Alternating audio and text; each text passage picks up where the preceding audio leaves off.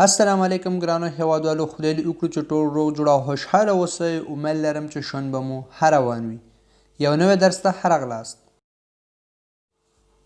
نن زموږ درس دی د شپږو کلمو په باره کې چې د دوی په استعمال کې زیات حل ګډوډ کیږي.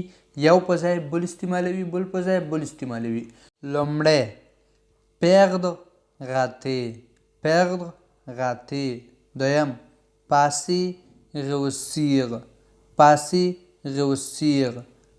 دریم moi non plus, moi non plus, moi aussi, moi aussi. دا شپږ کلمې څه معنا لري، چیرته او څنګه استعمالیږي، د دوی په منځ کې فرق څه دی، دا ټول په دې ویډیو کې سره د مثالونو تشریح کوم. ویډیو تر اخره را سره وګورئ، انشاءالله ډېر ښه به ورباندې پوه شئ. راځئ چې اوس درس شروع کړو. لومړی perdre, perdre, rater, rater. perdre معنا د لاسه ورکول، یو شی د لاسه ورکول، یو شی ورکول. rater معنا هم یو شی د لاسه ورکول خو مس کول، ورکول نه بلکې مس کول. perdre معنا یو شی د لاسه ورکول یعنی یو شی ورکول. rater معنا یو شی داسې د لاسه ورکول چې هغه مس کړي. په دې مثالونو کې اوس وګورئ. Ne confonds pas ces deux verbes. Ne confonds pas ces deux verbes. په دې دوه فعلونو کې به نه ګډوډ کیږئ. لومړی مثال Hier matin j'ai raté mon train. Hier matin j'ai raté mon train. Hier matin j'ai raté mon train. پرون سهار ما خپل ټرین د لاسه ورکو یا ټرین مې مس کو. مثلا کله چې ګاښ ته لاړلې، د ټرین وخت پوره شوی و، ټرین لاړو. ته چې ورسېدلې ټرین تللی و، نو په دغه وخت کې تا ټرین د لاسه ورکو یا تا ټرین مس کو، بلکې تا ورک کړی نه دی. په دغه وخت کې به rater استعمالوي. Hier matin j'ai raté mon train. پرون سهار ما ټرین د لاسه ورکو یا ټرین مې مس کو. په خپل وخت ګاښ ته ونه رسېدلې، ټرین لاړو، وخت یې پوره شو لاړو، هغه تا مس کو یا د لاسه دې ورکو، مس دې کو. په دغه وخت کې rater به استعمالوي. یا مثلا یو امتحان ته لا نړئ، یا مثلا یو چیرته د راندیو درلودو هلته لا نړئ، دا دې په دغه وخت کې rater استعمالوي. دویم J'ai perdu mes clés sur le chemin de retour. J'ai perdu mes clés sur le chemin de retour. J'ai perdu mes clés sur le chemin de retour. کور ته د بیرته په وخت کې یا کور ته د بیرته راتلو په لاره کې کیلي مې ورک کړل، یعنی ما خپل کیلي د لاسه ورکړل، په لاره کې کیلي مې ورک کړل. کور ته د بیرته راتلو په وخت کې کیلي مې د لاسه ورکړل یعنی ورک مې کړل. په دغه وخت کې کیلي تا نه غورځېدلي دي او ورک شوي دي، نو په دغه وخت کې perdre استعمالوي. perdre معنا د لاسه ورکول یعنی ورکول، یو شی ورکول. rater معنا یو شی مس کول یعنی د لاسه ورکول چې په وخت نه رسېږي، هغه د هغه شی وخت پوره کېږي او هغه د لاسه ورکوي یعنی مس کې. دویم passer, réussir. passer, réussir. passer معنا تیرول، passer تیرول. réussir معنا کامیابېدل، réussir معنا کامیابېدل. Ne confonds pas ces deux verbes. Ne confonds pas ces deux verbes. په دې دوه فعلونو کې مه ګډوډ کیږئ. passer, réussir. په دې مثالونو کې اوس وګورئ. La semaine dernière, j'ai passé mon examen. J'attends toujours les résultats, mais je pense l'avoir réussi. La semaine dernière, j'ai passé mon examen. J'attends toujours les résultats, mais je pense l'avoir réussi. La semaine dernière, j'ai passé mon examen. J'attends toujours les résultats, mais je pense l'avoir réussi. تیره هفته ما خپل امتحان تیر کو. تر اوسه د ځواب په انتظار یم. زما په فکر کامیاب شوی به یم. یا زه به یو کامیابي لرم په امتحان کې.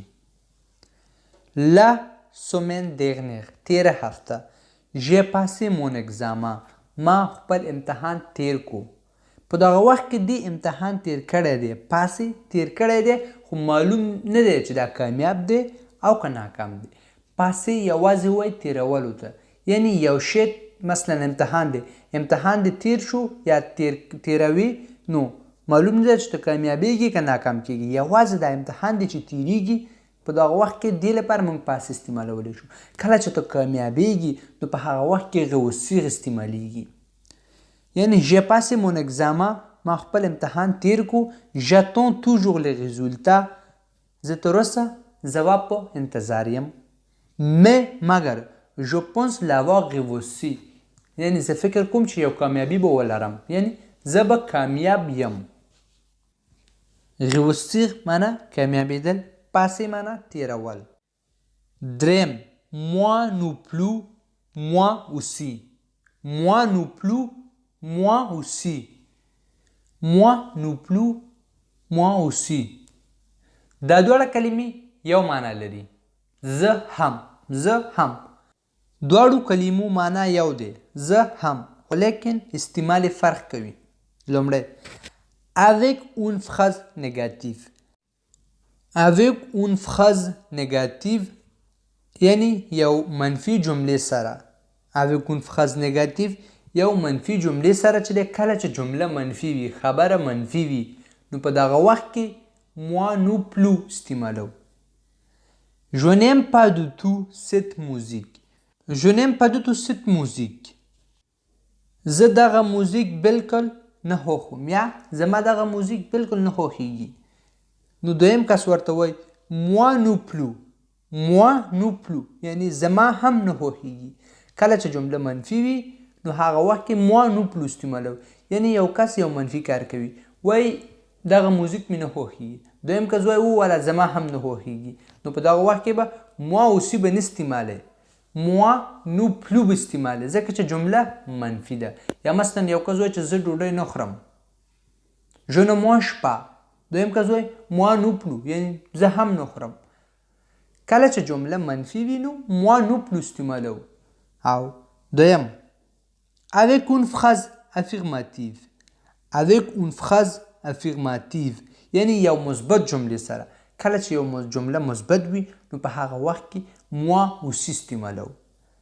je t'aime mon amour. je t'aime mon amour. je t'aime mon amour یعنی زما مینه، زما ګرانه، زه تا سره ډیره مینه لرم، یا زما ګرانې زه تا سره مینه لرم، یا تو مې خوښیږي. دویم کس هغه مقابل کې ورته وایي moi aussi یعنی زه هم. یعنی لومړی کس وایي زما مینې زما خوښیږي یا زه مینه در سره لرم. دویم کس وایي زه هم moi aussi یعنی زه هم مینه لرم در سره. نو په دغه وخت کې چې جمله مثبت ده moi aussi ورته استعمالیږي. دا دواړه جملې moi aussi moi non plus دواړه یو معنی لري، خو لیکن استعمال وقت فرق کوي. کله چې جمله منفي وي نو په دغه وخت کې moi non plus استعمالو. که چیرې مثبته جمله وي یا یو جمله مثبت وي نو په هغه وخت کې moi aussi استعمالو. دا زمونږ درس، امید لرم چې ورباندې پوه شوي یاستئ. که چیرې کوم مشکل لرئ نو تاسو کولی شئ په کمنټ کې راته ولیکئ. راتلونکي درس کې د هماغې په باره کې خبرې وکړو. ویډیو لایک او شیر کړئ چې نور ملګري هم وویني. چینل سبسکرایب کړئ. کله چې یو نوی درس شیر کړو نو تاسو لپاره یو نوټیفیکیشن یا خبرداری درشي او تاسو درس ووینئ. تر راتلونکي ویډیو پورې ښه وخت او ښه ژوند ولرئ. په مو هم ښه.